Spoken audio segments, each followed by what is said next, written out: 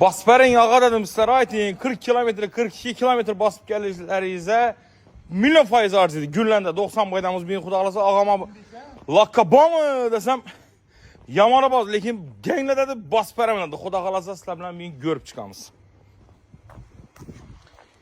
Doğru hazır. Xoğuz üstüne çıkamız. İzzet o! Kanıya aytkanız. Pah. Vah hey, vah vah vah vah vah vah. Aynanin. Nerede tuttu be valla. İzzet Han çabuk.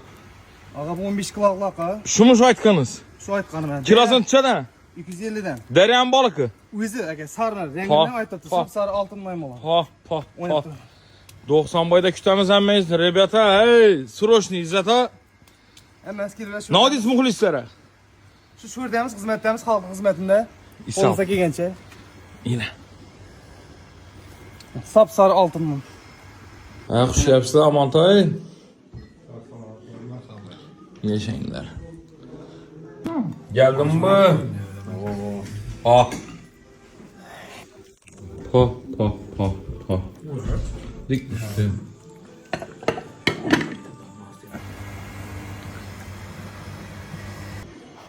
Basperin yağa dedim sizlere aytin 40 kilometre 42 kilometre basıp gelirlerinizə milyon faiz harcıydı. Günləndə 90 baydamız bin xudalasa ağama lakaba mı desem yamana baz. Lekin gengle dedi basperimle de xuda qalasa sizlerle beni görüp çıkamız. Doğru hazır. Xoğuz üstüne çıkamız. İzzet o! Kanıya aytkanız. Pah. Vah hey, vah vah vah vah vah vah. Aynanin. Nerede tuttu be valla. İzzet Han çabuk. Ağa bu 15 kiloluk ağa. Şumuş aytkanız. Şu aytqanı ben. Kilosun çada. 250'den. Deryan balıkı. Özü aka sarılar renginden aytıptı. pa. Sarı altın maymun olan. Ha pa pa. Oynatdı. 90 bayda kütemiz emmeyiz. Rebiyata hey. Suroşni İzzet Ha. Hemen eskilere şu. Ne odis muhlislere? Şu şuradayımız hizmetlerimiz halk hizmetinde. İslam. Olsa gençe. Yine.